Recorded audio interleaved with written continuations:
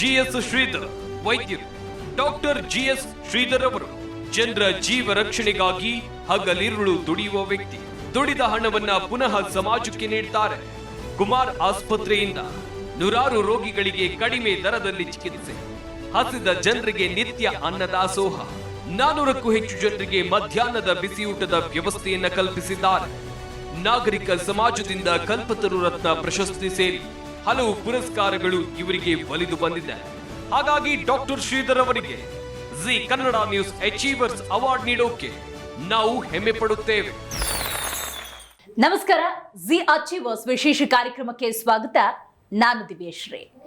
ಜನಸೇವೆಯನ್ನ ಮಾಡಬೇಕು ಅನ್ನೋದು ಆಂತರ್ಯದಲ್ಲೇ ಇತ್ತು ಅನ್ನೋದಾದ್ರೆ ಖಂಡಿತವಾಗ್ಲೂ ಯಾವುದೇ ಕ್ಷೇತ್ರ ಆದರೂ ಕೂಡ ನಿರಂತರವಾಗಿ ಸೇವೆ ಮಾಡಬಹುದು ಅನ್ನೋದಕ್ಕೆ ಇವತ್ತು ನಾವು ನಿಮಗೆ ಪರಿಚಯ ಮಾಡ್ತಿರುವಂತಹ ಈ ವ್ಯಕ್ತಿತ್ವವೇ ಸ್ಪಷ್ಟ ನಿದರ್ಶನ ಅಂತ ಹೇಳ್ಬೋದು.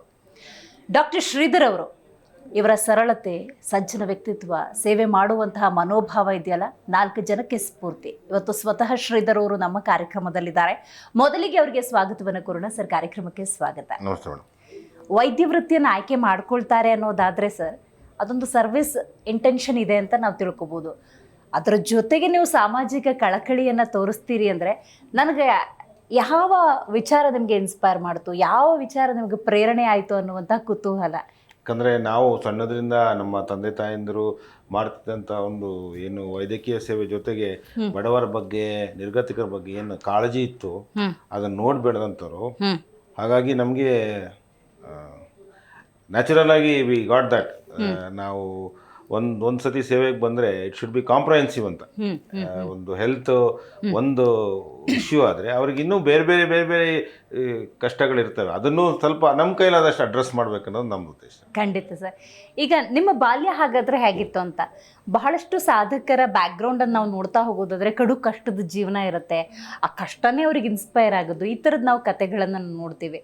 ಅಥವಾ ನಿಮ್ದೇನು ಅಂತ ಕಷ್ಟ ಇಲ್ಲ, ಅಥವಾ 4 ಜನ ನೋಡಿ ಇವ್ರದ್ದಿಂತ ಕಷ್ಟ ಇದೆ, ಅದಕ್ಕೆ ನಾನು ಬೆನ್ನೆಲುಬಾಗಬೇಕು, ಈ ಥರದ್ದು ಏನಾದರೂ ಮನೋಭಾವ? ಇಲ್ಲ, ನಾವೆಲ್ಲ ತುಂಬ ಸುಖದಲ್ಲಿ ಬೆಳೆದವ್ರು ಮೇಡಮ್. ನಮ್ಮ ತಂದೆ ತಾಯಂದಿರು ನಾವು ನಮ್ಗೇನು ಕಷ್ಟ ಅನ್ನೋದು ಅನುಭವಿಸೋಕ್ಕೆ ಬಿಟ್ಟಿಲ್ಲ. ಅಂದರೆ ನಮಗೇನು ಆ ಥರ ಕಷ್ಟ ಅನಿಸಿಲ್ಲ. ಅಂದರೆ ನನಗೆ ಫಸ್ಟು, ಆದರೆ ನಮ್ಮನ್ನ ಯಾವತ್ತೂ ಎಕ್ಸ್ಕ್ಲೂಸಿವ್ ಆಗಿ ನೋಡಿಲ್ಲ. ಇವ್ರ ಮಕ್ಕಳು ಅಂತ ನೋಡಿಲ್ಲ. ಎಲ್ಲರ ಮಕ್ಕಳಾಗೆ ನಾವು, ಎಲ್ಲರ ಥರ ನಾವು. ಈಗ ಒಂದು ಸ್ಕೂಲ್ಗೆ ಹೋಗ್ಬೇಕಂದ್ರೆ ನಾವು ಯಾವತ್ತೂ ನಮ್ಮನ್ನ ಕಾರಲ್ಲಿ ಕಳಿಸಿಲ್ಲ. ಅಂದರೆ ನಮ್ಮ ಸಾಮಾನ್ಯರು ಹೇಗಿರಬೇಕು ಆ ಥರನೇ ಇರಲಿಕ್ಕೆ ನಮ್ಮ ತಂದೆ ತಾಯಂದಿರು ಕಲಿಸಿದ್ರು ನಮಗೆ. ಯಾಕಂದರೆ ಸಾಮಾನ್ಯರು ಹೇಗಿರ್ತಾರೋ ನೀನು ಹಾಗೆ ಇರಬೇಕು. ಒಂದು ಕಾಲೇಜ್ಗೆ ಹೋಗ್ಬೇಕಂದ್ರೆ ಸೈಕಲಲ್ಲೇ ಹೋಗ್ಬೇಕು, ಮನೇಲಿ ಗಾಡಿ ಇದ್ರು ಗಾಡಿ ತಗೊಂಡು ಹೋಗ್ಬಾರ್ದು. ಸೊ ಆ ಥರ ಒಂದು ವ್ಯವಸ್ಥೆಯಲ್ಲಿ ನಾವು ಬೆಳೆದಿದ್ದವು. ಹಾಗಾಗಿ ಮತ್ತು ನಮ್ಮ ತಂದೆ ತಾಯಂದಿರು ಒಂದು ಸಣ್ಣ ಕ್ಲಿನಿಕ್ ಮಾಡಿದಾಗ ನಮ್ಮ ತಂದೆ ಇಷ್ಟೊಂದು ಸಲ ಅವಾಗೆಲ್ಲ ಹಾಲು ಸಿಗ್ತಿರಲಿಲ್ಲ. 1980ಸಲ್ಲೆಲ್ಲ 70ಸಲ್ಲಿ ಊರುಗಳಲ್ಲಿ ಬೆಳಗ್ಗೆ ಹಾಲು ಕರೆದ್ರೆ ಮತ್ತು ಮಧ್ಯಾಹ್ನ ಮೇಲೆ ಹಾಲು ಸಿಗ್ತಿರಲಿಲ್ಲ. ಸೊ ಈ ಥರ ಪ್ಯಾಕೆಟ್ ವ್ಯವಸ್ಥೆ ಎಲ್ಲ ಇರಲಿಲ್ಲ ಅವಾಗ. ಆವಾಗೆಲ್ಲ ನಮ್ಮ ತಾಯಿ ಬಂದ ರೋಗಿಗಳಿಗೆಲ್ಲ ಆವಾಗ ಮಿಲ್ಕ್ ಪೌಡ್ರ್ ಹೊಸ್ದಾಗಿ ಬಂದಿತ್ತು. ಆ ಮಿಲ್ಕ್ ಪೌಡ್ರಲ್ಲಿ ಮಿಲ್ಕ್ ಮಾಡಿ ಹಾಲು ಮಾಡಿ ಮಕ್ಳಿಗೆ ಕುಡಿಸೋವಂಥದ್ದು, ಮತ್ತು ಜಾಸ್ತಿ ತುಂಬ ಸುಸ್ತಾಗಿರ್ತಕ್ಕೆ ಅವ್ರಿಗೆಲ್ಲ ಗಂಜಿ ಮಾಡ್ತಕ್ಕಂಥದ್ದು, ಮನೆಯಲ್ಲೇ ಅವ್ರಿಗೆ ಶುಶ್ರೂಷೆ ಮಾಡ್ತಕ್ಕಂಥದ್ದು, ಇದನ್ನೆಲ್ಲ ನೋಡಿದಾಗ ನಮಗೂ ಯಾಕೆ ನಾವು ಈ ಥರ ಇಷ್ಟೊಂದು ಆದರ್ಶಪ್ರಾಯವಾದ ನಮ್ಮ ತಂದೆ ತಾಯಿ ಇರ್ಬೇಕಾದ್ರೆ ಆ ಆದರ್ಶವನ್ನು ನಾವ್ಯಾಕೆ ಅಳವಡಿಸ್ಕೋಬಾರ್ದು? ಇಷ್ಟೊಂದು ಕಷ್ಟ ಇದೆ ಜನಗಳಿಗೆ, ನಾವ್ಯಾಕೆ ಅದಕ್ಕೆ ಸ್ಪಂದಿಸಬಾರ್ದು? ನಮ್ಮ ಕೈಲಾದಷ್ಟು ಮಾಡಬೇಕು ಅನ್ನೋದೊಂದು ಇನ್ಸ್ಪಿರೇಷನ್ ನಮಗೆ ನಮ್ಮ ತಂದೆ ತಾಯಿ ಕಡೆಯಿಂದನೇ ಬಂದಿದ್ದು. ಖಂಡಿತ ಸರ್. ಪೊಲೀಸರ ಮಕ್ಕಳು ಪೊಲೀಸ್ ಏನಾಗಬೇಕಾಗಿಲ್ಲ, ವೈದ್ಯರ ಮಕ್ಕಳೇನು ವೈದ್ಯರಾಗಬೇಕಾಗಿಲ್ಲ. ಬಟ್ ಈ ವೈದ್ಯ ವೃತ್ತಿಯನ್ನೇ ನೀವು ಆಯ್ಕೆ ಮಾಡ್ಕೊಳ್ತಿರಲ್ಲ, ಇದ್ರ ಬಗ್ಗೆ ಹೇಳಿ ಸರ್. ವೈದ್ಯ ವೃತ್ತಿ ಅಂದರೆ ನಾವು ಎಲ್ಲ ವೈದ್ಯ ಅಂದಿದ ತಕ್ಷಣ ಆರೋಗ್ಯ ಒಂದೇ ಬರಲ್ಲ ಮೇಡಮ್. ಒಂದು ಆರೋಗ್ಯ ಒಂದು ವ್ಯಕ್ತಿ ಕೆಡಬೇಕಂದ್ರೆ ಒಂದು ದೈಹಿಕ ಒಂದೇ ಇರಬಾರ್ದು, ಅಲ್ಲ, ಮಾನಸಿಕ ಇರ್ಬೋದು, ಸಾಮಾಜಿಕ ಇರ್ಬೋದು, ಎಷ್ಟೋ ವಿಚಾರಗಳು ಸೇರಿ ಅವನ ಆರೋಗ್ಯ ಹಾಳಾಗತ್ತೆ. ಸೊ ಆಯಾ ಮಜಲುಗಳನ್ನ ನಾವು ಟಚ್ ಮಾಡಲಿಲ್ಲ ಅಂದ್ರೆ ನಮ್ಮ ಟ್ರೀಟ್ಮೆಂಟ್ ಪೂರ್ಣ ಆಗಲ್ಲ. ದೈಹಿಕವಾಗಿ ನಾವು ಒಂದು ಮಾತ್ರೆ ಕೊಟ್ಬಿಟ್ಟು ಜ್ವರ ಸರಿ ಮಾಡ್ಬೋದು, ಬಟ್ ಜ್ವರ ಅವನಿಗೆ ಯಾಕೆ ಬಂತು, ಏನು ಯೋಚನೆ ಮಾಡೋ ಅವನಿಗೆ ತಲೆನೋವು ಬಂತು ಅನ್ನೋದನ್ನು ನಾವು ಪ್ರೋಬ್ ಮಾಡಬೇಕಾಗತ್ತೆ. ಮನೆಯಲ್ಲಿ ಅವ್ನಿಗೇನೋ ಕಷ್ಟ ಇದೆಯಾ, ಟೆನ್ಷನ್ ಇದೆಯಾ, ಏನಿದೆ, ಅಥವಾ ಬೇರೆ ಬೇರೆ ಅವ್ನಿಗೆ ಯಾವುದೋ ಕಷ್ಟಗಳಿದೆ, ಅದನ್ನೆಲ್ಲ ನೋಡಿ ಅಥವಾ ಒಂದು ಕೌಟುಂಬಿಕ ಕಲಹ ಇರ್ಬೋದು, ಗಂಡ ಹೆಂಡತಿ ಜಗಳಾಡಿ ಇವನಿಗೆ ತಲೆನೋವು ಅವ್ರಿಗೆ ಬಂದಿರ್ಬೋದು. ಸೊ ಅದನ್ನೆಲ್ಲ ಒಂದ್ ಟಚ್ ಮಾಡಿದ್ರೆ ಸಾಕು. ಒಂದು ಹೇಗೆ ನಿಮ್ಮ ಜೀವನ ಹೇಗಿದೆ, ಯಾಕೆ ಹೀಗಾಯ್ತು ಅಂತ ಒಂದ್ ಸ್ವಲ್ಪ ಟಚ್ ಮಾಡ್ಬಿಟ್ರೆ ಸಣ್ಣ ಸಣ್ಣ ವಿಚಾರಗಳು, ಏನ್ ದೊಡ್ಡದಾಗಿ ನಾವೇನು ಅವ್ರ ಮನೆಗೆ ಹೋಗಿ ಅವ್ರೇನು ಮಾಡ್ಕೊಡೋದು ಬೇಕಾಗಿಲ್ಲ. ಒಂದ್ ಸಣ್ಣ ಏನಾದ್ರು ಜಗಳಾಡ್ಕೊಂಡ್ರ, ಅಪ್ಪ ಚೆನ್ನಾಗಿದಾರ, ಅಮ್ಮ ಚೆನ್ನಾಗಿದಾರ, ಅವಾಗ ರಿವೀಲ್ ಮಾಡ್ತಾರೆ, ಇಲ್ಲ ನಮ್ಮ ತಾಯಿಗೆ ತುಂಬಾ ಹುಷಾರಿಲ್ಲ, ಅವ್ರನ್ನ ಕರ್ಕೊಂಡ್ಬಂದು ತೋರ್ಸಕ್ ಆಗ್ತಾ ಇಲ್ಲ, ಅದಕ್ಕೋಸ್ಕರ ನಂಗೆ ತುಂಬಾ ಕಷ್ಟ ಆಗ್ತಾ ಇದೆ. ಸೊ ಆ ಥರ ಎಲ್ಲ ಇದ್ದಾಗ ನಮ್ಮ ಕೈಲಾಗಿದ್ದೇನು ಅದಕ್ಕೆ ಸರಿ ಮಾಡಬೇಕು ಅದನ್ನ ಮಾಡಿಬಿಟ್ರೆ ಅವ್ರ ಆರೋಗ್ಯನೂ ಸುಧಾರಿಸುತ್ತೆ, ಮನೆ ಆರೋಗ್ಯನೂ ಸುಧಾರಿಸುತ್ತೆ. ಖಂಡಿತ ಖಂಡಿತ ಸರ್.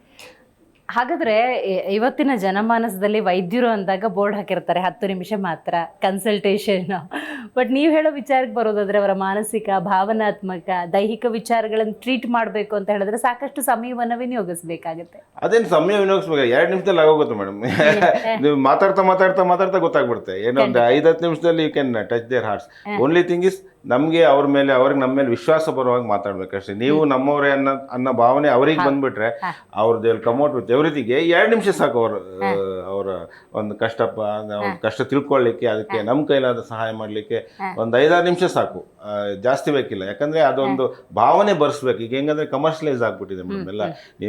ನಾವು ರೋಗಿಗಳು ಹಾಗಾಗಿದೆ, ನಾವು ದುಡ್ಡು ಕೊಡ್ತೀವಿ, ಅವ್ರು ನೋಡ್ತಾರೆ, ನಾವು ವ್ಯವಹಾರ ಬಂದಿದೆ. ಡಾಕ್ಟರ್ಗಳು ಅಷ್ಟೇ ಬರ್ತಾ ಇದ್ರೆ ಇವ್ರ ಹತ್ರ ಎಷ್ಟು ತಗೊಳ್ಳೋದು ಅಂತ ಕೆಲವು ಎಲ್ರಿಗೂ ಆಗ್ತಾ ಇರಲ್ಲ. ಯಾಕಂದ್ರೆ ಅದು ಸಮಾಜ ಪರಿವರ್ತನೆ ಆಗ್ಬೇಕು.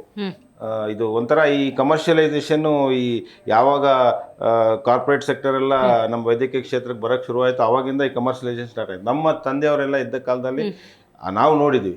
ಯಾಕಂದ್ರೆ ಅವರು ಒಂದು ಪೇಷಂಟ್ ಬಂದ್ರೆ ಅವ್ರ ಮನೆಯವರೆಲ್ಲ ನಮ್ಮ ಕುಟುಂಬಸ್ಥರ ತರ ನೋಡ್ತಿದ್ವಿ.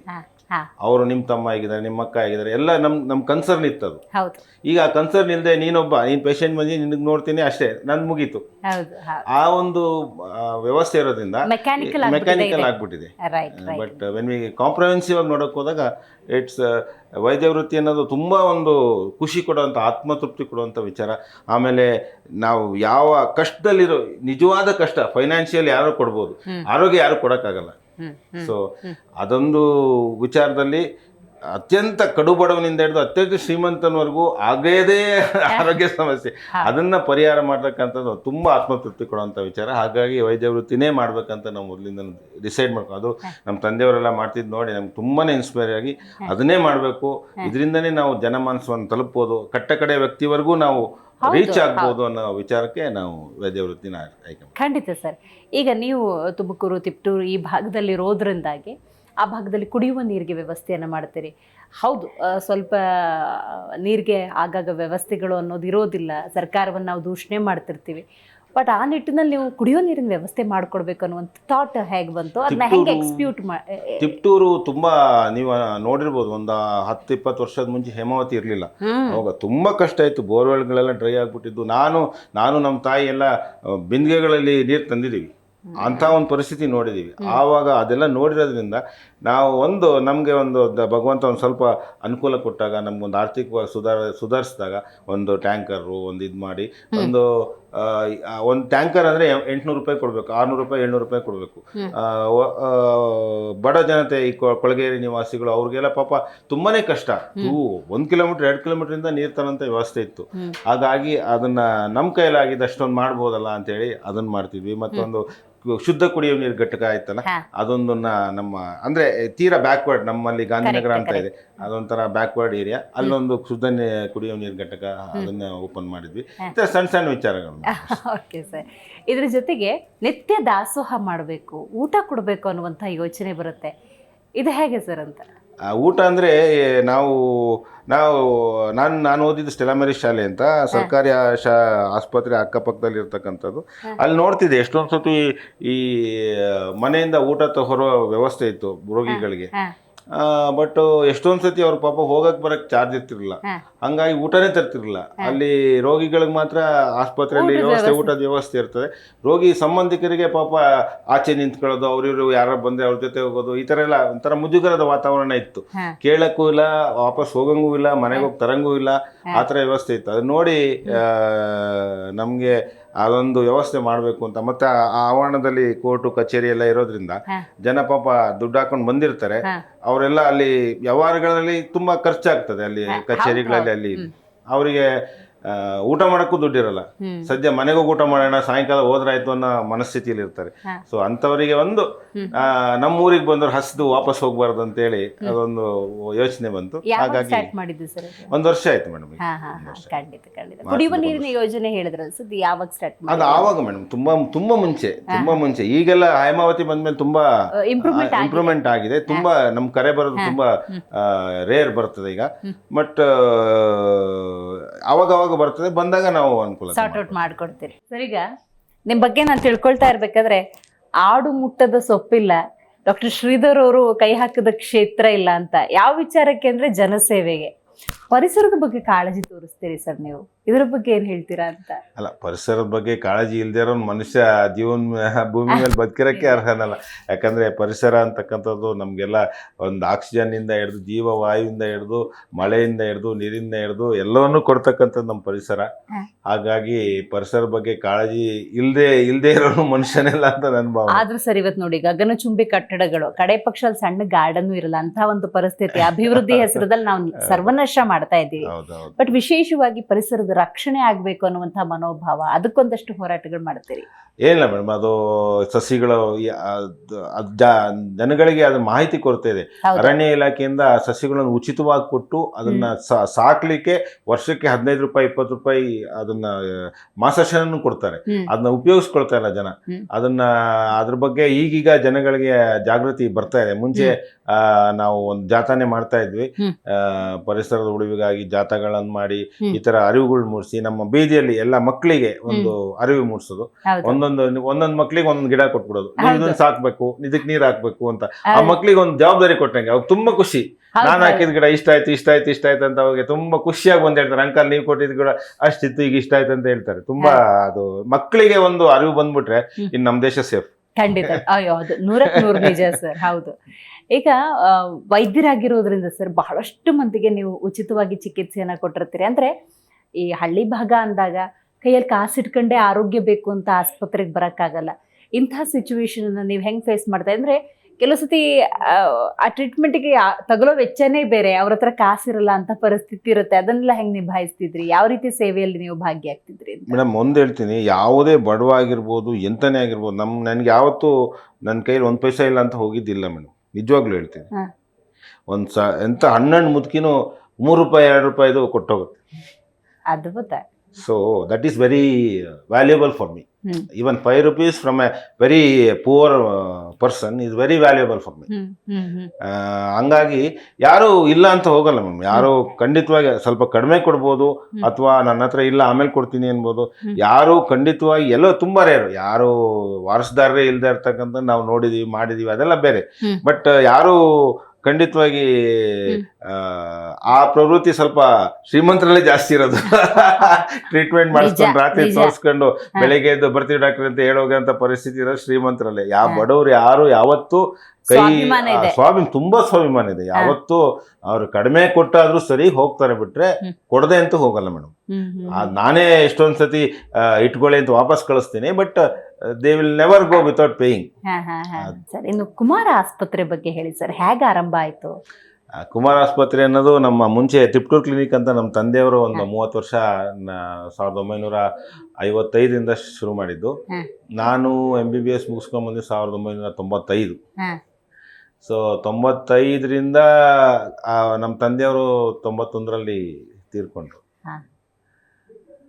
ಅದಾದ್ಮೇಲೆ ಒಂದು 4 ವರ್ಷ ಗ್ಯಾಪ್ ಆಯ್ತು. ನಮ್ಮ ತಾಯಿಯವರು ಅದನ್ನ ನನಗೋಸ್ಕರ ಅಂತ ಕಾಪಾಡ್ಕೊಂಡಿದ್ರು 4 ವರ್ಷ. ಸುಮ್ಮನೆ ಅವರು ಇವರು ಡಾಕ್ಟರ್ಸ್ ಯಾರನ್ನಾರ ಕರೆದು ಮಾಡಿಸಿ ಒಂದು ಸ್ವಲ್ಪ ಹಾಗಾಗಿ ಅಡ್ವಾಕ್ ಅರೇಂಜ್ಮೆಂಟ್ಸ್ ಮಾಡಿಕೊಂಡು ತುಂಬಾನೇ ಅದೇ ಆ ಕಷ್ಟ ದಿನಗಳು ಸ್ಟಾರ್ಟ್ ಆಗಿದ್ದಾಗ ನಮ್ಮ ತಂದೆ ಹೋದಾಗ ನಮ್ಗೆ ಅದು ಕಷ್ಟ ಅಂದ್ರೆ ರಿಯಲ್ ಟೈಮ್ ಕಷ್ಟ. ಅಂದ್ರೆ ಬೆಳಿಗ್ಗೆ ಎದ್ದು ಹಾಲು ತರೋದು ಹೆಂಗಪ್ಪ, ನ್ಯೂಸ್ ಪೇಪರ್ ಓದಕ್ ಪಕ್ಕದ ಮನೆಗೆ ಹೋಗೋದು, ಆ ಥರ ಪರಿಸ್ಥಿತಿ ಇದೆ. ಅಂದ್ರೆ ನಮ್ಮ ತಂದೆ ನನ್ಕಿನ ಒಂದು ಹೇಳಿದ್ನಲ್ಲ, ನನ್ನ ತಂದೆ ನನ್ಕಿನ ಒಂದು ಸ್ವಲ್ಪ ಎಷ್ಟೊಂದು ಸತಿ ಅವ್ರ ಜೇಬಲ್ಲಿ ಇದ್ದೆಲ್ಲ ಖಾಲಿ ಮಾಡ್ಕೊಂಡೇ ಬಂದ್ಬಿಡೋರು. ಮನೆಗೆ ಬರ್ಬೇಕಾದ್ರೆ 1 ಪೈಸೆ ಇರ್ತಿರ್ಲಿಲ್ಲ ಅವ್ರ ಹತ್ರ. ಸೊ ಆ ಥರ ಒಂದು ಹೌದೌದು. ಹಾಗಾಗಿ ಅವ್ರು ಹೋದಾಗ ನಮ್ಗೆ ಅದು ಕಷ್ಟ ಗೊತ್ತಾಯ್ತು. ರಿಯಲ್ ಲೈಫ್ ಗೊತ್ತಾಯ್ತು. ತುಂಬಾ ರಿಯಲ್ ಲೈಫ್ ಅಂದ್ರೆ ಏನಂತಂದ್ರೆ ತುಂಬಾನೇ ಅರಿವಾಯ್ತು. ಬಟ್ ಅವ್ರ ಸಂಪರ್ಕದಲ್ಲಿದ್ದಾಗ, ನೀವು ಜೊತೆಲಿದ್ದಾಗ ಆ ಕಷ್ಟಗಳು ಯಾವ್ದು ನಿಮ್ಗೆ ಅರಿವು ಬರ್ಲಿಲ್ಲ, ಬರೋಂಗ ಅವ್ರು ಮಾಡ್ಲಿಲ್ಲ ನಮ್ಗೆ ತೋರಿಸ್ಲಿಲ್ಲ ಕಷ್ಟ ಏನು ಅಂತ ತೋರಿಸ್ಲಿಲ್ಲ. ಅಂದ್ರೆ ಸಾಮಾನ್ಯರಲ್ಲಿ ಸಾಮಾನ್ಯ ಎಕ್ಸ್ಕ್ಲೂಸಿವ್ ಆಗಿ ಬೆಳೆಸ್ಲಿಲ್ಲ ನಮ್ನ, ಯಾವುದೇ ಸುಖ ಸುಪ್ಪತ್ತಿಗೆಯಲ್ಲಿ ಬೆಳೆಸ್ಲಿಲ್ಲ. ಬಟ್ ಕಷ್ಟ ಏನೂ ಇರ್ಲಿಲ್ಲ ನಮ್ಗೆ. ಬಟ್ ನಮ್ ತಂದೆ ಹೋಗಿದ್ದ ದಿನದಿಂದ ನನ್ ಕಷ್ಟ ಏನು ಅಂತ ಅವತ್ತಿಂದ ಗೊತ್ತಾಗಿದ್ದು. ಅವಾಗ ನಮ್ಮ ಅಣ್ಣ ಇನ್ನೂ ಕೆಲಸ ಇರ್ಲಿಲ್ಲ, ನನ್ನ ತಂಗಿಗೆ ಓದ್ತಾ ಇದ್ಲು. ನಾ 3 ಜನ, ನಮ್ಮ ಅಣ್ಣ, ನಮ್ಮ ತಂಗಿ ಮತ್ತೆ ನಾನು. ಮತ್ತೆ ಯಾರಿಗೂ ಏನು ಕೆಲಸ ಇರ್ಲಿಲ್ಲ. ನಾನು ಓದ್ತಾ ಇದ್ದೆ, ನಮ್ಮ ಅಣ್ಣ ಕೆಲಸ ಇಲ್ಲ, ನನ್ನ ತಂಗಿ ಓದ್ತಾ ಇದ್ಲು. No source of income. ನಮ್ಮ ಫಾದರ್ ಒಬ್ಬರೇ ಸೋರ್ಸ್ ಆಫ್ ಇನ್ಕಮ್. ಹಾಗಾಗಿ ಅವತ್ತಿಂದ ಕಷ್ಟ ಏನು ಅಂತ ಗೊತ್ತಾಗಿ ಅವತ್ತಿಂದನೇ ಡಿಸೈಡ್ ಮಾಡಿದ್ದು, 1 ಪೈಸಾ ಖರ್ಚು ಮಾಡ್ಬೇಕಾದ್ರೆ ಯೋಚನೆ ಮಾಡ್ತೀನಿ. ಪರಿಸ್ಥಿತಿ ಎಲ್ಲ ಹೆಂಗ್ ನಿಭಾಯಿಸಿದ್ದು ಅಂತ. ನಮ್ಮ ತಾಯಿಯವರು ತುಂಬಾ ಚೆನ್ನಾಗಿ ನಿಭಾಯಿಸಿದ್ರು. ನಮ್ಮ ತಾಯಿಯವರು ಹೊಟ್ಟೆ ಬಟ್ಟೆ ಕಟ್ಟಿ, ನನ್ಗೇನೋ ಎಜುಕೇಶನ್ ಲೋನ್ ಇತ್ತು. ನಮ್ಮ ನಮ್ಮ ನಮ್ಮ ಚಿಕ್ಕಪ್ಪ ಒಬ್ರು ಇದ್ರು, ಅವರು ನನಗೆ ಎಜುಕೇಶನಿಗೆ ಹೆಲ್ಪ್ ಮಾಡಿದ್ರು. ತಿಂಗಳ ನನ್ನ ಖರ್ಚು ನೋಡ್ಕೊಳ್ತಾ ಇದ್ರು. ಹೇಗೋ ನಮ್ಮ ತಾಯಿ ಬ್ಯಾಲೆನ್ಸ್ ಮಾಡ್ತಾ ಇದ್ರು. 1-4 ವರ್ಷ ತುಂಬಾನೇ ಕಷ್ಟಪಟ್ರು ನಮ್ಮ ತಾಯಿ. ನನ್ನ ಅದು ಆಸ್ಪತ್ರೆ ಉಳಿಸ್ಕೋಬೇಕು, ನನ್ನ ಮಗ ಬರ್ತಾನೆ. ಈಗ ಸಿಚುವೇಶನ್ ಹೆಂಗಿರುತ್ತೆ ಅಂದ್ರೆ ಆಸ್ಪತ್ರೆಯು ಕೈ ತಪ್ಪಿ ಹೋಗೋ ಸಾಧ್ಯತೆ. ಹೌದೌದು, ಯಾರು ಇರ್ಲಿಲ್ಲ, ಡಾಕ್ಟರ್ ಇರ್ಲಿಲ್ಲಲ್ಲ ಆ ಸಮಯದಲ್ಲಿ. ನಮ್ಮ ತಾಯಿಯವರು ಅಕ್ಕಪಕ್ಕದ ಪ್ರಾಕ್ಟೀಷನರ್ಸ್ ಅವ್ರನ್ನೆಲ್ಲ ಕರೆದು ಇಲ್ಲೊಂದು ಸ್ವಲ್ಪ ಅಡ್ಮಿಟ್ ಮಾಡಿ ನೋಡ್ಕೊಳ್ಳಿ ಅಂತ ಹೇಳಿ ಒಂದು ಡ್ಯೂಟಿ ಡಾಕ್ಟರ್ನ ಇಟ್ಟು ತುಂಬಾ ಕಷ್ಟದ ದಿನಗಳು. ಕಷ್ಟ ಅಂದ್ರೆ ಅಲ್ಲಿ ಕೊನೆ ಆ ಕಷ್ಟ ನಿಮಗಾಗಿ ಉಳಿಸ್ಕೋಬೇಕಂತ. ಹೌದೌದು, ನಾನು ಬರ್ತೀನಿ, ನಾನು ನಿಲ್ಲಿಸ್ತೀನಿ ಅನ್ನೋ ಉದ್ದೇಶಕ್ಕೆ ಅದನ್ನೇ ಒಂದು ಸಣ್ಣ ಕ್ಲಿನಿಕ್ ಮೇಡಮ್, 5-10 ಬೆಡ್ ಇತ್ತು ಅಷ್ಟೇ. ಸೊ ನಾನು ಬಂದ್ಮೇಲೆ ಅದೇ ಆ ಕಷ್ಟ ಇಂದ ಬಂದಿದ್ದಲ್ಲ, ಅವತ್ತಿಂದನೇ ಸ್ಟಾರ್ಟ್ ನನ್ನ ಜರ್ನಿ. ಒಂಥರ ನನ್ನ ಜೀವನನೇ ಒಂಥರ ಟರ್ನ್ ಆಯ್ತು ಅವತ್ತಿಂದ. ಒಂದೇ ಒಂದು almost 10-15 years I have not taken a single holiday. No Sunday ಅನ್ನೋದೇ ಇಲ್ಲ. ಸೊ ಆ ಥರ ಸ್ಟಾರ್ಟೆಡ್ ವರ್ಕಿಂಗ್. ಹಂಗಾಗಿ 10 ಬೆಡ್ ಇದ್ದು 20 ಬೆಡ್ಸ್ ಆಯಿತು, 20-30 ಬೆಡ್ಸ್ ಆಯಿತು. Slow growth. ಒಂದೊಂದು ಹಂತವಾಗಿ ಪಕ್ಕದಲ್ಲಿ ಒಂದು ಸ್ವಲ್ಪ ಸಣ್ಣ ಜಾಗ ತಗೊಂಡೆ. ಮತ್ತು ಅದರಲ್ಲಿ ಗ್ರೌಂಡ್ ಫ್ಲೋರು, 1 ವರ್ಷ ಗ್ರೌಂಡ್ ಫ್ಲೋರು, 2 ವರ್ಷ ಸೆಕೆಂಡ್ ಫ್ಲೋರು, ಮತ್ತು 3 ವರ್ಷ ಆದಮೇಲೆ 3rd ಫ್ಲೋರ್. ಆ ಥರ ಮಾಡಿ ಈಗ ಒಂದು 100 ಬೆಡ್ ಹಾಸ್ಪಿಟ್ಲ್, ಈಗ ಒಂದು 100 ಬೆಡ್ ಆಸ್ಪತ್ರೆ. ಈಗ ಒಂದು 8 ವರ್ಷ ಆಯಿತು 100 ಬೆಡ್ ಹಾಸ್ಪಿಟ್ಲ್ ಆಗಿ. ಅಂದ್ರೆ ಹಂತವಾಗಿ ಮೇಡಮ್, 10 ಬೆಡ್ ಇತ್ತು, 20, 30, 40 ಆ ಥರ ವರ್ಷ. ನಿಮ್ಮ ಗ್ರೋತ್ ಅನ್ನಕ್ಕಿಂತ ಹೆಚ್ಚಾಗಿ ನನಗೇನ್ ಅನ್ನಿಸ್ತು ಅಂದ್ರೆ, ಜನರಿಗೆ ಆರೋಗ್ಯ ಕೊಡಬೇಕು ಅಂತ ಹೇಳಿ ನೀವು ಹಂತವಾಗಿ ಅನಾರೋಗ್ಯ ಪೀಡಿತರು ಅಂತ ಇರ್ತಾರೆ, ಅವ್ರಿಗೆ ಜೊತೆಯಾಗಿ ನಿಂತ್ಕೊಂಡ್ರಿ ಅಂತ. ಯಾಕಂದ್ರೆ ಆ ಫೌಂಡೇಶನ್ ನಿಮ್ ತಂದೆ ಹಾಕೊಟ್ಟು ಹೋಗಿದ್ರು. ಹೌದೌದು, ಖಂಡಿತ.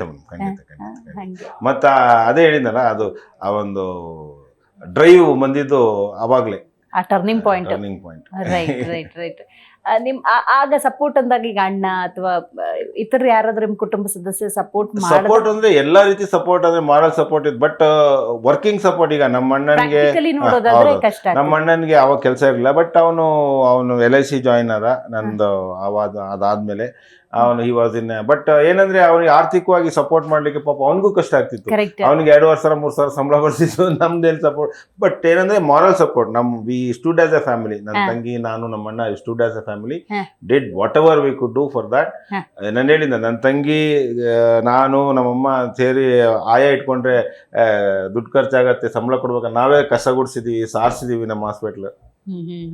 ಸೊ ಅಷ್ಟಿಂದನೂ ಬೆಳೆದಿವಿ. ಅಂಡ್ ಅದೊಂದು ಅಪ್ಯಾಯಮಾನತೆ ಕೊಡುತ್ತೆ. ನಂದು ಅನ್ನೋದು ಬರುತ್ತೆ. ನನ್ನ ಮಕ್ಳು ನಾನು ಸ್ನಾನ ಮಾಡಿಸಿದಾಗ ನನ್ನ ಮಕ್ಳು ಅನ್ಸೋದು, ಯಾರೋ ಆಯಾ ಸ್ನಾನ ಮಾಡಿಸಿದ್ರೆ ನನ್ನ ಮಕ್ಳು ಅನ್ಸಲ್ಲ. ಹಾಗಾಗಿ ಆ ಥರ ಆಗಿದ್ದು. ನಮ್ಮ ಮನೇನು ಆಸ್ಪತ್ರೆ ಕಾಂಪ್ಲೆಕ್ಸ್ ಒಳಗಡೆನೆ ಇದೆ. So we treat hospital as our own house. ಓ ಹೌದಾ ಸರ್? ಸರ್, ಈಗ ಕ್ಯಾಂಪ್ಗಳನ್ನ ಮಾಡ್ತೀರಿ, ನೀವು ಶಿಬಿರಗಳನ್ನ ಮಾಡ್ತೀರಿ, ಅಲ್ಲೂ ಕೂಡ ಒಂದಷ್ಟು ಜನರಿಗೆ ಉಚಿತವಾಗಿ ವೈದ್ಯ ಸೇವೆಯನ್ನ ಸಲ್ಲಿಸ್ತಾ ಹೋಗ್ತೀರಿ. ಕ್ಯಾಂಪ್ಗಳ ಬಗ್ಗೆ ತಿಳಿಸ್ಬೋದು? ಅದು ಕ್ಯಾಂಪ್ಗಳು ಶುರುವಾಗಿದ್ದು ಮೇಡಮ್, ಅದು ನಮಗೆ ಈ ವಾಜಪೇಯಿ ಆರೋಗ್ಯಶ್ರೀ ಅಂತ ಕೇಳಿರ್ಬೋದು. ತುಂಬಾ ಮುಂಚೆ, ಒಂದು 10 ವರ್ಷ 12 ವರ್ಷ ಮುಂಚೆ ಶುರುವಾದಾಗ ಅದು ಈ ನಮ್ಮ ಅದು ಬ್ಯಾಕ್ವರ್ಡ್ ಕರ್ನಾಟಕಕ್ಕೆ ಮಾತ್ರ ಸೀಮಿತ ಆಗಿತ್ತು. Belgaum division, Raichur division, Ballari division. ಅದನ್ನ ಫಸ್ಟ್ ನಾವು ತಾಲೂಕ್ ಲೆವೆಲ್ ಅಲ್ಲಿ ಆ ಸ್ಕೀಮ್ ಅನ್ನು ತಗೊಂಡು ಮಾಡಿದ್ದು. ಅದರಲ್ಲಿ ನಾವು ಅಲ್ಲಿಗೆ ಹೋಗ್ಬೇಕಿತ್ತು. ನಾರ್ತ್ ಕರ್ನಾಟಕಕ್ಕೆ ಹೋಗಿ ಪೇಷಂಟ್ಸ್ ನ ಅಲ್ಲಿ ನೋಡ್ಕೊಂಡು ಅಲ್ಲಿಂದ ಕರ್ಕೊಂಡು ಬಂದು ಅವ್ರನ್ನ ಟ್ರೀಟ್ಮೆಂಟ್ ಮಾಡಿ ವಾಪಸ್ ಕಳಿಸ್ಬೇಕಿತ್ತು. ಅದೊಂದು ತುಂಬಾ ಒಳ್ಳೆ ಎಕ್ಸ್ಪೀರಿಯನ್ಸ್ ಆಯ್ತು ಮೇಡಮ್. ಹಾ ಹಾ ಅಂದ್ರೆ ಆ ಭಾಗದ ಜನತದ ಕಷ್ಟ ನೋಡ್ಬಿಟ್ರೆ ನಾವೇನು ತುಂಬಾ ಸುಖವಾಗಿದ್ದೀವಿ, ತುಂಬಾ ಸುಖವಾಗಿದ್ದೀವಿ. ಹೌದು ಆ ಜನರ ಕಷ್ಟ, ಆ ಜನರ ಜೀವನ ಶೈಲಿ, ಪಾಪ ಅವರು ಒಂದೇ ಒಂದು ನೋಡಕ್ಕೆ ಹೇಳಕ್ತಿರೋದು ಅಷ್ಟು ಕಷ್ಟದಲ್ಲಿದ್ದಾರೆ ಆ ಜನ. ಆ ಕಾಲದಲ್ಲಿ ಈಗ ಈ ಸುಧಾರಿಸಿರ್ಬೋದು, ಬಟ್ ಆ ಕಾಲದಲ್ಲಿ ಅವರು ಎಷ್ಟು ಕಷ್ಟ ಅಂದರೆ ಅದು ನೋಡಿದಾಗಲೇ, ಅಲ್ಲಿ ಹೋಗಿ ನೋಡಿದಾಗಲೇ ಗೊತ್ತಾಗುತ್ತೆ. ಅಂಥದ್ರಲ್ಲಿ ನಾವು ತಿಂಗಳಿಗೊಮ್ಮೆ ಅಲ್ಲಿ ಹೋಗಿ ಕ್ಯಾಂಪ್ಗಳನ್ನು ಮಾಡಿ ಅಲ್ಲಿಂದ ಕರ್ಕೊಂಡು ಬಂದು ಇಲ್ಲಿ ಅವ್ರಿಗೆ ಇಲ್ಲಿನ ಊಟ ಇಡಿಸ್ತಿರ್ಲಿಲ್ಲ. ಅವರಿಗೆ ಜೋಳದ ರೊಟ್ಟಿ ಜೋಳ ತರಿಸಿ ಹಿಟ್ಟು ಮಾಡಿ ಅವ್ರಿಗೆ ಜೋಳದ ರೊಟ್ಟಿ ಕೊಟ್ಟು ಅವ್ರಿಗೆಲ್ಲ ಟ್ರೀಟ್ಮೆಂಟ್ ಮಾಡಿ ಮತ್ತೆ ಅವ್ರಿಗೆ ಬಸ್ ಚಾರ್ಜ್ ಕೊಟ್ಟು ವಾಪಸ್ ಕಳಿಸ್ತಿದ್ವಿ. ಅದೊಂದು ತುಂಬ ಒಳ್ಳೆ ಎಕ್ಸ್ಪೀರಿಯೆನ್ಸು. ಜೊತೆಗೆ ನಮ್ಮ ಸುತ್ತಮುತ್ತ ಎಲ್ಲಾದ್ರೂ ಜಾತ್ರೆ ಹರಿದಿನ ಹಬ್ಬಗಳಲ್ಲೆಲ್ಲ ನಾವು ಒಂದು ಹೆಲ್ತ್ ಕ್ಯಾಂಪ್ ಥರ ಮಾಡಿ ಬೇರೆಯವರ ನಮ್ಮ ಸಹೋದ್ಯೋಗಿಗಳ ಎಲ್ಲ ನಮ್ಮ ಊರಿನ ಡಾಕ್ಟರ್ಸ್ ಎಲ್ಲ ಸಹಾಯ ತಗೊಂಡು ಇಲ್ಲದೆ ಇರೋ ಸ್ವಲ್ಪ ಸ್ಪೆಷಲಿಸ್ಟ್ನ ಬೇರೆ ಕಡೆಯಿಂದ ಕರೆಸಿ ಅವರಿಗೆ ಟ್ರೀಟ್ಮೆಂಟ್ ಮಾಡೋಂಥ ವ್ಯವಸ್ಥೆ ಮಾಡ್ತಾ ಇದ್ದೀನಿ. ಸರ್, ಇದು ಅಕ್ಷಯ ಕಲ್ಪ ಹೇಗೆ ಸರ್ ಸ್ಟಾರ್ಟ್ ಆಗಿದೆ? ಅಕ್ಷಯ ಕಲ್ಪ ಒಂದು ನಾನು ನನ್ನ ಸಹಪಾಠಿ ಅವನು, ಆಕ್ಚುಲಿ ನನ್ನ PUC ಸಹಪಾಠಿ ಅವನು, ಶಶಿಕುಮಾರ್ ಅಂತ ಕೇಳಿರ್ಬೋದು, CEO. ಅವರು ನಾವೆಲ್ಲ ಹೀಗೆ ಅವನು ಅಮೆರಿಕಕ್ಕೆ ಹೋದ, ವಿಪ್ರೋದಲ್ಲಿದ್ದ, ಅಮೆರಿಕಕ್ಕೆ ಹೋದ. ಅಲ್ಲಿಂದ ಮತ್ತೆ ಅವನು ತುಡಿತ ಫಾರ್ಮಿಂಗ್ ಏನಾದ್ರು ಮಾಡ್ಬೇಕಂತ ವಾಪಸ್ ಬಂದ. ಫಾರ್ಮಿಂಗ್ ಮಾಡ್ಬೇಕಂತ US ಅಲ್ಲಿ ಇದ್ದ ಅವನು. 4 years he was in US. ಅಲ್ಲಿಂದನೂ ಅವ್ನು ತಡೆಯೋಕ್ಕಾಗಿಲ್ಲ. ಅವನು ನಾನು ಫಾರ್ಮಿಂಗೇ ಮಾಡಬೇಕು, ಸಸ್ಟೈನಬಲ್ ಫಾರ್ಮಿಂಗ್ ಮಾಡಬೇಕು, have to show the world that farming is sustainable, farming is profitable ಅಂತ ತೋರಿಸ್ಬೇಕು ಜನಗಳಿಗೆ ಅಂತ ಅವ್ನು ವಾಪಸ್ ಬಂದ. ಸೊ ಅವನ ಜೊತೆ ಸೇರ್ಕೊಂಡು ಒಂದು 20 ಜನ ಜೊತೆಗೆ ಸೇರ್ಕೊಂಡು ಒಂದು ಫಾರ್ಮಿಂಗ್ ಅಂದ್ರೆ ಏನು, ಸಸ್ಟೈನಬಲ್, ಇಸ್ ಇಟ್ ಪ್ರಾಫಿಟಬಲ್, ಒಂದು ಕೃಷಿಗೆ ಔದ್ಯಮಿಕ ರೂಪ ಕೊಡ್ಬೇಕಂತ. ಹೌದು ಹೌದು ಹೌದು ಹೌದು. ಒಂದು ಔದ್ಯಮಿಕ ರೂಪ ಕೊಟ್ರೆ ಅದು ಲಾಭ ನಷ್ಟ ಎಷ್ಟು ಇನ್ವೆಸ್ಟ್ ಮಾಡಿ. ಈಗ ಹೆಂಗಂದ್ರೆ ಒಂದು ಮನೆಯವರೆಲ್ಲ ದುಡಿತಾರೆ, ಒಂದು ತೋಟಕ್ಕೆ ಅವ್ರ ದುಡಿಮೆಗೆ ಬೆಲೆನೇ ಇಲ್ಲ. ಪಾಪ ಹೆಂಡತಿ ಮಕ್ಕಳು ಅಪ್ಪ ಅಮ್ಮ ಎಲ್ಲರೂ ದುಡಿತಾರೆ. ಈಗ ಒಬ್ರು ಒಂದ್ ಕೆಲ್ಸಕ್ಕೆ ಹೋದ್ರೆ ದಿವಸಕ್ಕೆ 1,500 2,000 ಕೂಲಿ ಕೊಡ್ತಾರೆ. ಈಗ ಏನ್ ಬಂತ 6 ಜನ ದುಡಿದ್ರು ಅಲ್ಲಿ ಲಾಸ್ಟಿಗೆ 0. ಇರ್ತಾರೆ. ಸೊ ಹಾಗಾಗಿ ನಮ್ಗೆ ಒಂದು ಈ ಕೃಷಿ ಒಂದು ಬೇಸ್ ಮೇಲೆ, ಈಗ ಅವ್ರ ಜಾಗ ಇರುತ್ತೆ, ಒಂದು ಸಣ್ಣ ಲ್ಯಾಂಡ್ ಇರುತ್ತೆ, ಎಂಥವ್ರಿಗೆ ಒಂದು 1/2 ಎಕರೆ 1 ಎಕರೆ ಲ್ಯಾಂಡ್ ಇರುತ್ತೆ. ಅಂಥದ್ರಲ್ಲಿ ಹೇಗೆ ಅದನ್ನು ಲಾಭದಾಯಕವಾಗಿ ಮಾಡ್ಬೋದು ಅಂದರೆ ಬೆಳೆ ತೆಗಿಬೇಕಂದ್ರೆ ಸ್ವಲ್ಪ ಕಷ್ಟ ಆಗುತ್ತೆ. 6 ತಿಂಗಳು ಹೈನುಗಾರಿಕೆ ನಮಗೆ ಅದರಲ್ಲಿ ಉಪಕಸುಬುಗಳು ಏನಿದೆ, ಹೈನುಗಾರಿಕೆ ನಮಗೆ ಒಂದು ತುಂಬ ಇಂಟ್ರೆಸ್ಟಿಂಗ್ ಆಗಿ ಕಾಣಿಸ್ತದೆ. ಆಮೇಲೆ ಹೈನುಗಾರಿಕೆ ಅವಾಗೆಲ್ಲ ನಂದಿನಿ ಎಲ್ಲ ಇತ್ತು, ಬಟ್ ಏನಂದ್ರೆ ನಮಗೆ ಅವರಿಗೆ ನಂದಿನಿ ಬೇರೆ ಕಡೆಯಿಂದ ಕೊಡ್ತಿದ್ದ ಒಂದು ಹಣ ಏನಿದೆ ಅದು ಸಾಲ್ತಿರ್ಲಿಲ್ಲ. ಅವ್ರ ಪ್ರೊಡಕ್ಷನ್ ಕಾಸ್ಟ್ ಬರ್ತಿರಲಿಲ್ಲ. ಅವ್ರಿಗೆ ರೈತರಿಗೆ ಈ ಕಡೆಯಿಂದ ಹೋಗೋ ಹಣ ಅವರಿಗೆ ಪ್ರೊಡಕ್ಷನ್ ಕಾಸ್ಟ್ ಬರ್ತಿರಲಿಲ್ಲ. ಹಾಗಾಗಿ ನಾವೇನ್ ಮಾಡಿದ್ವಿ, ಮೌಲ್ಯಾಧಾರಿತ ಮಾಡಿದ್ವಿ. I mean value addition. We wanted to ಮೌಲ್ಯವರ್ಧನೆ ಮಾಡಿದ್ವಿ ಹಾಲಿಂದು. ಆವಾಗ ಒಂದು 20-25 ರೂಪಾಯಿ ಹಾಲಿತ್ತು. ನಾವು we started selling it at 80 rupees. ಅದಕ್ಕೊಂದು ಆರ್ಗ್ಯಾನಿಕ್ ಟ್ಯಾಗ್ ಕೊಟ್ಟು ಒಂದು ಆರ್ಗ್ಯಾನಿಕ್ ಮಿಲ್ಕ್ ಅಂತ ಮಾಡಿ ಅದನ್ನ ಆರ್ಗ್ಯಾನಿಕ್ ಇದು ಲೈಸೆನ್ಸಿಂಗ್ ಎಲ್ಲ ತಗೊಂಡು ಅದನ್ನ ಅಂದ್ರೆ ಹೇಗೆ ಅಂದ್ರೆ ಅಡ್ಡರ್ ಟು ಶಡ್ಡರ್ ಅಂತ. ಈಗ ಕೆಚ್ಚಲಿಂದ ನಿಮ್ಮ ಮನೆ ಬಾಗಿಲವರೆಗೂ ನೋ ಹ್ಯಾಂಡ್ಸ್ ಟಚ್ಡ್. ಅಲ್ಲಿಂದ ಹಾಕಿದ್ರೆ ಅಲ್ಲಿಂದ ಮತ್ತೆ ಅದು ಚಿಲ್ಲರಿಗೆ ಬರುತ್ತೆ, ಚಿಲ್ಲರಿಂದ ಡೈರಿಗೆ ಬರುತ್ತೆ, ಡೈರಿಯಿಂದ ಪ್ಯಾಕ್ ಆಗುತ್ತೆ, ಮತ್ತೆ ನಿಮ್ಮ ಮನೆಗೆ ತಲುಪಿಸುತ್ತೆ. ಅದನ್ನ ನೀವು ಒಂದ್ ದಿವಸ ಇಟ್ಬಿಟ್ರೆ ಹಾಳಾಗ್ಬಿಡುತ್ತೆ. ಅದು ಬೆಳಿಗ್ಗೆ ಬಂದು ನಿಮ್ಮ ಮನೆಗೆ ತಲುಪಿಸಿದ ತಕ್ಷಣ ಫ್ರೀಸ್ ಕೋಲ್ಡ್ ಚೈನ್ ಅಲ್ಲೇ ತರ್ತೀವಿ ನಾವು ಫುಲ್ಲು. ಅದು ನೀಚೆ ಇಡೋಂಗಿಲ್ಲ. ಕೋಲ್ಡ್ ಚೈನ್ ಅಲ್ಲಿ ನಿಮ್ಮ ಮನೆಗೆ ತಲುಪಿಸುತ್ತೆ. ನಿಮ್ಮ ಮನೆಯಲ್ಲಿ ಅದನ್ನ ಕಾಸಿ ಅಂದ್ರೆ ಪ್ಯೂರೆಸ್ಟ್ ಅದ್ ಕೆಚ್ಚಲಿಂದ ನಿಮ್ಮ ಮನೆ. ಆ ಕಾನ್ಸೆಪ್ಟ್ 10 ವರ್ಷ 12 ವರ್ಷ ಆಯ್ತು ಈಗ. ಆಗ ಶುರು ಮಾಡಿದ್ದು ತುಂಬಾನೇ ಅನುಕೂಲ ಆಗಿದೆ. ಈಗ ಪ್ರಸ್ತುತವಾಗಿ 1,000 ಜನ, 1,500 farmers, their average income is 2 to 3 lakhs per month. 2 to 3 lakhs per month. ಹೌದು. ಆ ಲೆವೆಲ್ಗೆ ಈಗ ನಾವು ಸ್ಟಾರ್ಟ್ ಮಾಡಿದ್ದು 200-300 ಲೀಟರ್ ಸ್ಟಾರ್ಟ್ ಮಾಡಿದ್ದು. ಇವತ್ತು 1 ಲಕ್ಷ ಲೀಟರ್ ಮೀರಿದ್ದೀವಿ madam. We have crossed 1 lakh litres. ನಮ್ಮ ಮೇನ್ ಮಾರ್ಕೆಟ್ ಎಲ್ಲ Bengaluru, Chennai. No words. Right. We are expanding. We are into Madras. ಈಗ ಚೆನ್ನೈ ಎಲ್ಲ ಆಯ್ತು, ಹೈದರಾಬಾದ್ ಎಕ್ಸ್ಪ್ಲೋರ್ ಮಾಡ್ತಾ ಇದ್ವಿ. It has become a starting challenging ಅನ್ಸ್ಲಿಲ್ವಾ? ಅಂದ್ರೆ ತುಂಬಾ ಚಾಲೆಂಜಿಂಗ್ ಮೇಡಮ್. ನಮ್ಮ ಹೇಳಿದ ಡೈರೆಕ್ಟ್ ಮನೆಯನ್ನ ಕಾನ್ಸೆಪ್ಟ್ ನ ಇಂಟ್ರೊಡ್ಯೂಸ್ ಮಾಡೋದೇ ಅದಕ್ಕೆ ತಲೆ ಬೇಕು ಸರ್. ಹೌದೌದು, ಅದೆಲ್ಲ ತಲೆ ನಮ್ಮ ಶಶಿಕುಮಾರ್ದು. ನಾವು ಸಪೋರ್ಟಿವ್ ಆಗಿದ್ವಿ. ಯಾಕಂದ್ರೆ ನಾವು ಕೊಂಡಿ ರೈತರಿಗೆ, ಅವರಿಗೆ ಒಂದು ಕೊಂಡಿ. ಈಗ ರೈತರು ನನಗೆ ಗೊತ್ತು, ಇದು ಫಾರ್ಮ್ ಎಲ್ಲ ದಸರಿಘಟ್ಟ ಅಂತ ನಮ್ಮ ಊರಿನ. ಸರ್, ಈಗ ಯುವ ಜನತೆ ಅಂದಾಗ ಇವತ್ತು ಟೈಮ್ ವೇಸ್ಟ್ ಮಾಡೋರು ಇದ್ದಾರೆ, ಆ ಟೈಮ್ನ ಪ್ರೀಶಿಯಸ್ ಅನ್ಕೊಳ್ಳೋರು ಇದ್ದಾರೆ. ನಿಮ್ಮ ಸಂದೇಶ ಏನು ಅಂತ? ಯುವಕರು ಅಂತ ಬಂದಮೇಲೆ ಅವರಿಗೆ ಈ ಟೈಮು ಅನ್ನೋದು ಟೈಮ್ ಇಲ್ಲ ಅನ್ನೋದು ಮಿಥ್ಯ. ಅದು ಹೌದು. ನನಗೆ ಅದಕ್ಕೆ ಟೈಮ್ ಇಲ್ಲ, ಇದಕ್ಕೆ ಟೈಮ್ ಇಲ್ಲ ಟೈಮ್ ಅಂದ್ರೆ ಪಾಸ್ ಅಂತ ಹೇಳ್ತಾರಲ್ಲ, ಆಶ್ಚರ್ಯ ಆಗ್ಬಿಡುತ್ತೆ. ತುಂಬಾ ಸುಳ್ಳು. ಎಲ್ಲದಕ್ಕೂ ಸಮಯ ಇದೆ. ಹಾ. ಸಮಯವನ್ನ ಅತ್ಯಂತ ಅತ್ಯಂತ ಅತ್ಯಂತ ಅತ್ಯಂತ ಅಮೂಲ್ಯವಾದ ಸಮಯವನ್ನ ನಮ್ಮ ಒಳಿತಿಗಾಗಿ ಬಳಸ್ಕೊಳ್ಳೇಬೇಕು. ಯಾವುದೇ ರೀತಿ ಯಾವುದೇ ಸಮಯ ಆಗಲಿ ಅದು ಪ್ರೊಡಕ್ಟಿವಿಟಿ ನೋಡಬೇಕು. I am giving 5 minutes year, ಅದರಿಂದ ಏನು ಪ್ರೊಡಕ್ಷನ್ ಆಯ್ತು ಅನ್ನೋದನ್ನ ಗಮನದಲ್ಲಿ ಇಟ್ಕೊಂಡ್ರೆ ಖಂಡಿತವಾಗಿ ಅದು ರೆಸ್ಟು ಇರ್ಬೋದು. Rest is also a productive thing. ದಿನಕ್ಕೆ ಒಂದು 4 ರಿಂದ 5 ಗಂಟೆ ಹೊತ್ತು ರೆಸ್ಟ್ ತಗೊಳ್ಳೋದು ಇಟ್ ಈಸ್ ವೆರಿ ಇಂಪಾರ್ಟೆಂಟ್. ಅದು ಸಮಯ, ಅದು ನೀವು ಇನ್ವೆಸ್ಟ್ಮೆಂಟ್. ನೆಕ್ಸ್ಟ್ 20 ಗಂಟೆಗೆ ನಿಮ್ದು investment. 4 hours 5 hours rest, it is investing in yourself for the next 20 hours. Very nice sir. ಹೌದು. So that's how you have to use your time and. ಖಂಡಿತ sir. ಇವತ್ತಿನ ಕಾರ್ಯಕ್ರಮದಲ್ಲಿ ನೀವು ಭಾಗಿಯಾಗಿ ಒಬ್ಬ ವೈದ್ಯರಾಗಿ ಸಮಾಜ ಸೇವೆಯಲ್ಲಿ ನಿಮ್ಮನ್ನು ನೀವು ಹೇಗೆ ತೊಡಗಿಸ್ಕೊಂಡಿದ್ರಿ, ಮತ್ತು ನಿಮ್ಮ ತಾಯಿಯವರು, ತಂದೆ, ಕುಟುಂಬದವರು ಹೆಂಗೆ ಪ್ರೇರಣೆ ಆಗಿದ್ರು ಅನ್ನೋದನ್ನು ತಿಳಿಸ್ಕೊಟ್ಟಿದ್ದಕ್ಕಾಗಿ ಧನ್ಯವಾದಗಳು ಸರ್. ನಮಸ್ಕಾರ. ನೋಡಿದ್ರಲ್ಲ ವೀಕ್ಷಕರೇ, ಇವತ್ತಿನ ನಮ್ಮ ಕಾರ್ಯಕ್ರಮದಲ್ಲಿ ಡಾಕ್ಟರ್ ಶ್ರೀಧರ್ ಅವರು ಭಾಗಿಯಾಗಿದ್ರು. ನೋಡಿ, ವೃತ್ತಿಯಲ್ಲಿ ವೈದ್ಯರು ಸಹಜವಾಗಿ ಅನಾರೋಗ್ಯ ಅಥವಾ ರೋಗಿಗಳು ಅಂತ ಸಂದರ್ಭದಲ್ಲಿ ವೈದ್ಯರು ನಮಗೆ ದೇವರ ಥರ ಕಾಣಿಸ್ತಾರೆ. ಅದೇ ವೈದ್ಯರು ಕೇವಲ ವೈದ್ಯ ವೃತ್ತಿಯಲ್ಲದೆ ಸಮಾಜದ ಹಲವಾರು ಸಮಸ್ಯೆಗೆ ಸೂಕ್ತ ರೀತಿಯಲ್ಲಿ ಸ್ಪಂದನೆ ನೀಡ್ತಾರೆ ಅಂತ ಹೇಳಿದ್ರೆ ಇವರಿಗಿಂತ ಮಹಾನುಭಾವ ಮತ್ತೊಬ್ಬರಿಲ್ಲ ಅಂತಲೇ ಹೇಳ್ಬೋದು. ಯಾಕಂದರೆ ತಿಪ್ಟೂರು ಭಾಗದಲ್ಲಿ, ಇನ್ನು ಅವರ ಗ್ರಾಮೀಣ ಪ್ರದೇಶದ ಭಾಗದಲ್ಲಿ ಡಾಕ್ಟರ್ ಶ್ರೀಧರ್ ಅವರು ಇದ್ದಾರೆ ಅಂತ ಹೇಳಿದ್ರೆ ಇವರು ಬಿಡಿ ನಮಗೆ ಪ್ರೋತ್ಸಾಹ ನೀಡ್ತಾರೆ, ಬದುಕನ್ನು ಕೊಡ್ತಾರೆ ಅನ್ನುವಂತಹ ವಾತಾವರಣ ನಿರ್ಮಾಣ ಆಗಿದೆ. ಬಹುದೊಡ್ಡ ಆಸೆಯನ್ನು ಇಟ್ಕೊಂಡಿದ್ದಾರೆ. ಸೂಪರ್ ಸ್ಪೆಷಾಲಿಟಿ ಆಸ್ಪತ್ರೆ ಅನ್ನುವಂಥದ್ದು ಖಂಡಿತ ಅದು ಆದಷ್ಟು ಬೇಗ ಸಾಕಾರಗೊಳ್ಳಿ ಅಂತ ಹಾರೈಸ್ತಾ ಇವತ್ತಿನ ಕಾರ್ಯಕ್ರಮವನ್ನು ಮುಗಿಸೋಣ. ನೋಡ್ತಾ ಇರಿ ಜೀ ಕನ್ನಡ ನ್ಯೂಸ್, ಸತ್ಯವೇ ಸುದ್ದಿಯ ಜೀವಾಳ.